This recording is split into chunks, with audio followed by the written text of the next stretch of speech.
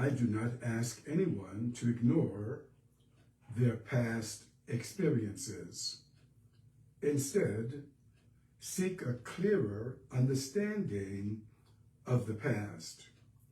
Realize that negative emotions, negative feelings, and emotions from past traumatic experiences are no longer true. They are merely memories, a collection of old, stale thoughts. Sydney Banks. I'm Stephen Middleton, coming to you from the Possibility Action Network. Our core values include I am, I can, and I will. I am Possibility Man. Today, I want to share on the theme, the graveyard of the past. I've made a couple of notes, but I don't want to be too scripted here, and I just want to share what I'm learning from this topic.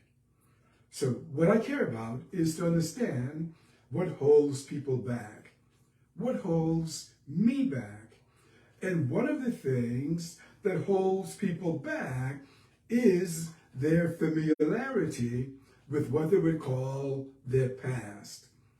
A person, for example, may not enter into business because, 10 years ago, 20 years ago, 30 years ago, they had involved themselves into a business and it did not work out the way that they wanted.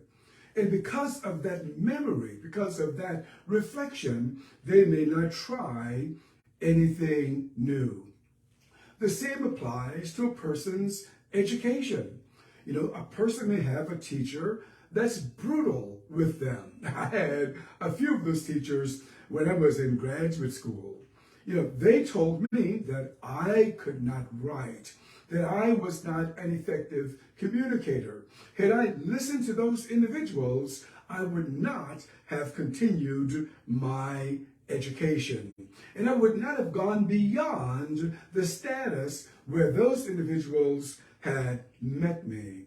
The same applies to relationships. An individual may govern their life today just based on a relationship that they had some time ago.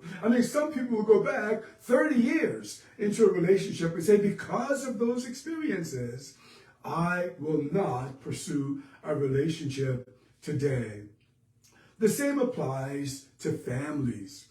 In families, let's face it, take a look at your family, or anyone's family for that matter. If we're honest with each other, things could have happened many years ago, and because those things happened many years ago, families stop talking with each other. And of course, the list goes on. You can tell me, and I hope that you would share some of the things that you're finding about the past and how it affects people in the present day. Here is what I'm learning about the past. And perhaps I'm a slow learner, but what I'm learning about the past is just that. It's gone. Now, I am not saying that an event from the past did not happen. There's a difference. What I am saying that the past is gone. And it will never come again. What can you do about those events that happened in the past? Forget them. Learn from them. Consider them to be a learning experience. I have looked into this for years. I have tried to change the past. I have even tried to reframe the past, but the more I deal with the past, the more I kept the past alive. But the past that I have reflected upon is gone, and it cannot ever return. But there's a way that we can keep the experience of the past alive, and that is through our thinking. It is through thought. Now, if you hear me on this one, if you're with me, I'm saying that the past, whatever it is, no matter how traumatic it was, is certainly gone. but we can keep the experience of the past alive through thought, through our thinking.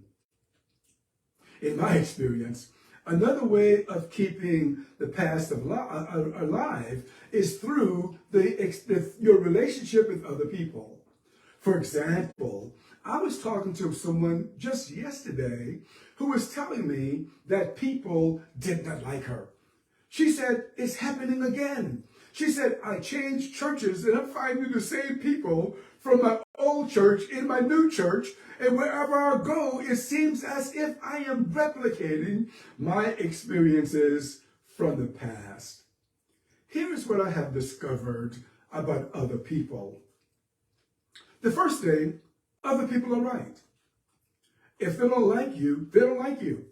I mean, let's face it. Some people are not going to like you. Some people are not going to like anyone. And it has nothing to do with anything other than that's the way they are. You know, I come from a Christian background.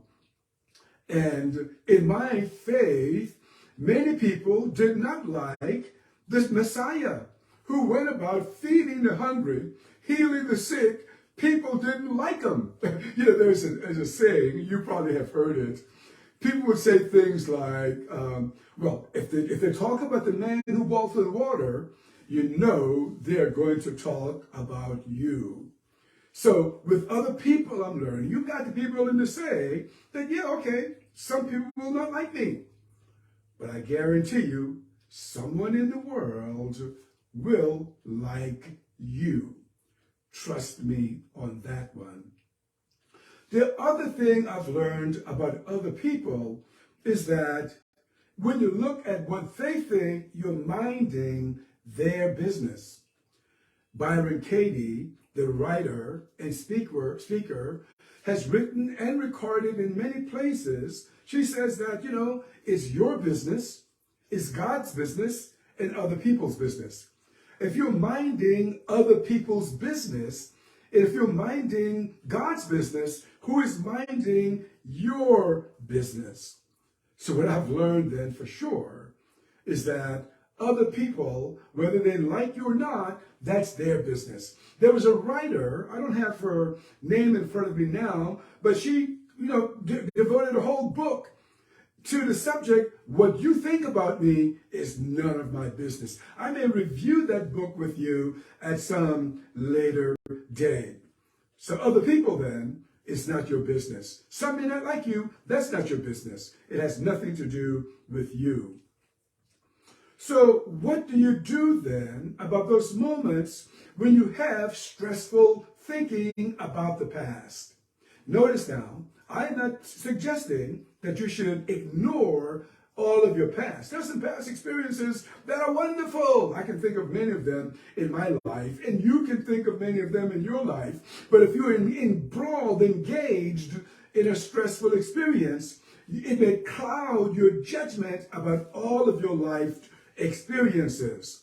So the question that you may be asking, and I want to answer it now, what do you do with a stressful experience?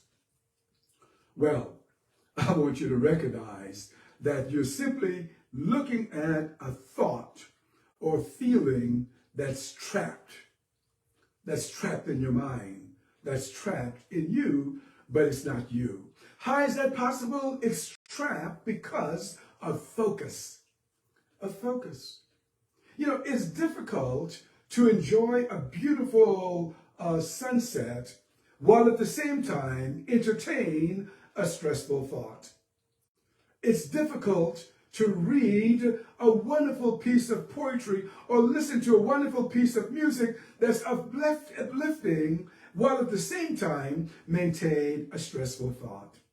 You know why it's difficult? Because you cannot focus on the positive, that which enriches you, that which enlivens you, while at the same time, simultaneously, focus upon something that pulls you down. So then it's a matter of focus. What are you looking at? What are you giving your attention to? What are you fanning the flame of? Because what you're giving your attention to, from my experience, what you're giving your attention to you're beating the drum, as Esther Hicks says, a speaker of that thing.